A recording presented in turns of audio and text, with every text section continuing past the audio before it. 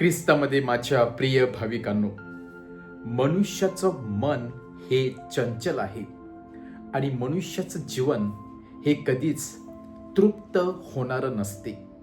कारण अनेक अशा गरजा त्या पाण्यावरती तरंगणाऱ्या बुडबुड्याप्रमाणे मनुष्याच्या जीवनामध्ये डोकं वर करत असतात. अनेक अशा अतृप्त गरजा मनुष्याच्या जीवनामध्ये घर करून राहतात. आणि म्हणूनच असं सांगतात की मनुष्य हा एक असा प्राणी आहे, तो कधीच जीवनामध्ये संतुष्ट नसतो. कितीही गोष्ट मिळाली तरी त्याला कमीच असते आणि प्रत्येक गोष्ट मिळवण्यासाठी तो धडपड करीत असतो. आणि म्हणूनच मनुष्याचं मन हे एका जागी शांत राहणारं नसते. मनुष्याचं जीवन मन हे एका पक्षाप्रमाणे उडत असते. आज एका फांदीवरती तर दुसऱ्या दिवशी दुसऱ्या फांदीवरती इकडून तिकडे नेहमी ते घेट्या घालत असते.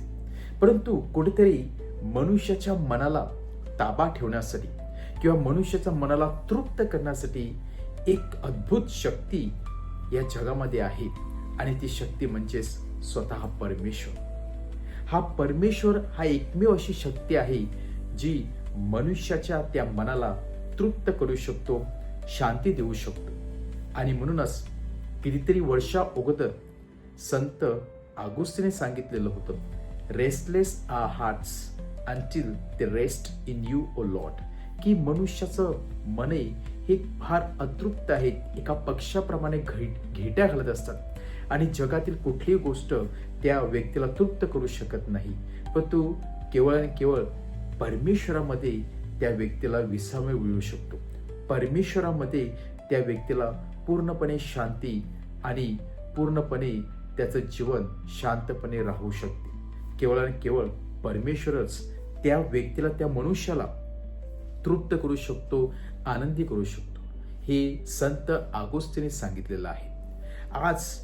आजच्या शुभवर्तमानामध्ये प्रभू येशू ख्रिस्त तीच गोष्ट परत एकदा आपल्या शिष्यांना सांगत आहे.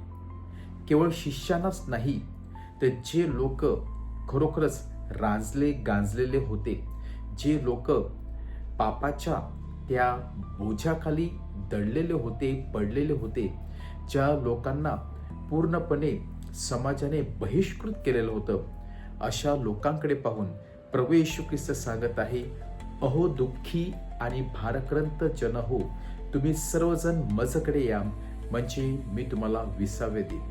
एवढंच नाही तर प्रभू येशू ख्रिस्त आपल्या मनावरील जे ओझं आहे, आपल्या जीवनामधील जे काही अडचणी आहेत ते स्वतःवरती घेण्यासाठी तयार आहे व आपलं स्वतःचं जीवन आपल्याला अर्पण करण्यासाठी तयार आहे.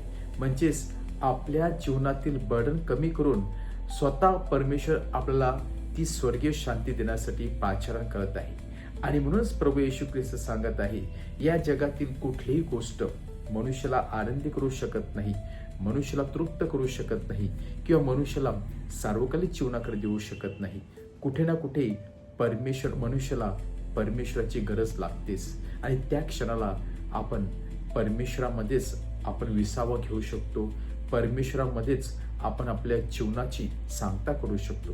आणि म्हणूनच प्रभू येशू ख्रिस्त सांगत आहे की खरोखरच आपल्याला त्या ओझ्याच्या विळख्यातून सुटायचं असेल, आपल्याला त्या बोझ्याकडून पळायचं असेल तर ख्रिस्ताला आपण आपल्या जीवनामध्ये अग्रस्थान दिलं पाहिजे. जेव्हा प्रभू येशू ख्रिस्त सांगत आहे की दुःखी भाराक्रांत जन माझ्याकडे या, मी तुम्हाला विसावं देईल. आज आपण दुःखी आहोत, भाराक्रांत झालेलो आहोत, थकलेले आहोत, भागलेलो आहोत, कष्टमय आहोत, आपल्या जीवनामध्ये स्ट्रेस आहे, दुःख आहेत, वेगवेगळ्या पापाच्या विळख्यामध्ये आपण अडकलेलो आहोत आणि कधी कधी आपल्याला वाटते की यातून आपली सुटका होणार नाही. परंतु परमेश्वर कधी ना कधी आपल्याला मार्ग दाखवून देत असतो. परमेश्वर कधी ना कधी या विळख्यातून आपली सुटका करत असतो.